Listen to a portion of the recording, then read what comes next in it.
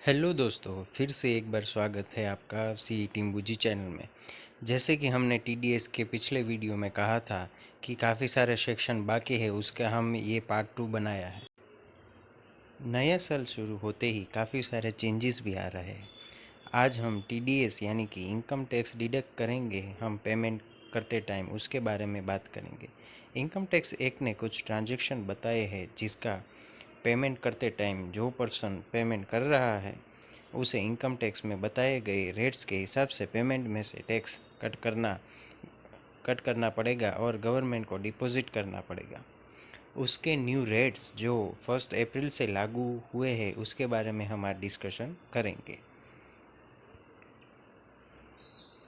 पहला है section 194 J, payment for professional services, fees for technical services, royal and royalties.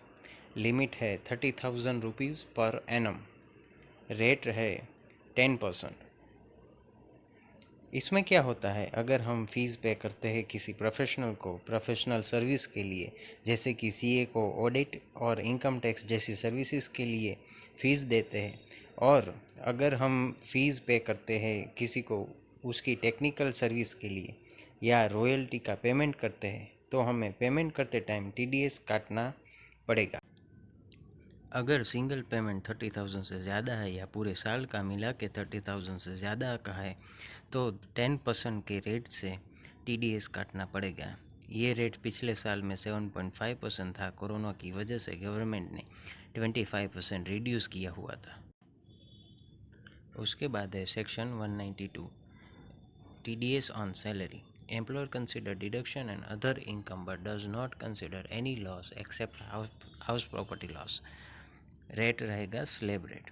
इसमें क्या होता है कि अगर हम किसी एम्प्लॉई का सैलरी पे करते हैं और उसके पेमेंट के टाइम पे उसको उसके अकाउंट में क्रेडिट करते टाइम पे हमें टीडीएस काटना पड़ेगा। टीडीएस स्लेब रेट से काटना पड़ेगा। और अगर एम्प्लॉय हमें उसकी अदर इनकम डिडक्शन और हाउस प्रॉपर्टी लॉस की डिटेल देगा तो उसका इफ़ेक्ट देने के बाद जो टैक्स आएगा वो हमें काटना पड़ेगा।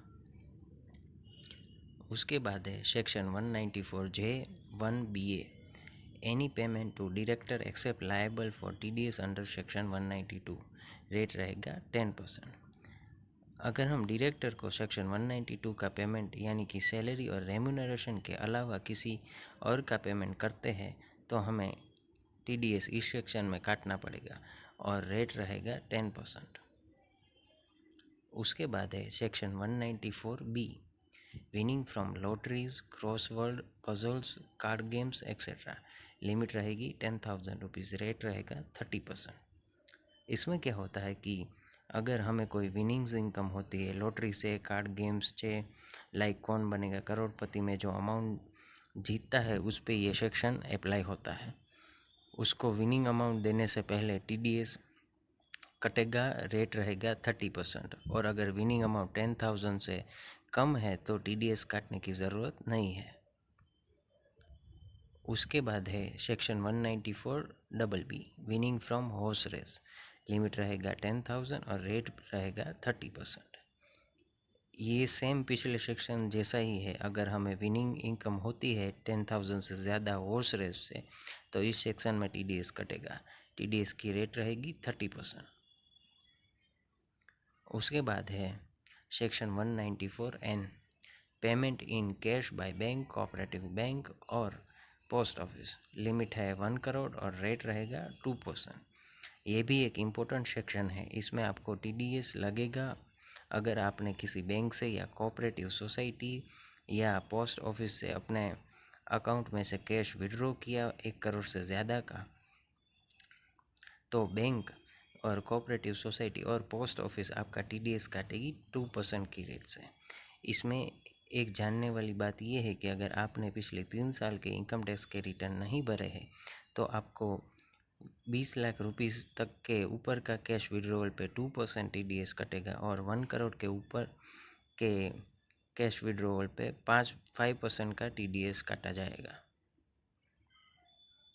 आज के लिए बस इतना ही। अगर आपको हमारा ये वीडियो अच्छा लगा तो इसे लाइक कीजिए, शेयर कीजिए और हमारे चैनल को सब्सक्राइब कीजिए। और नीचे कमेंट्स में हमें बताइए अगर आप चाहते हैं कि हम कोई और टॉपिक पर वीडियो बना के पोस्ट करें तो।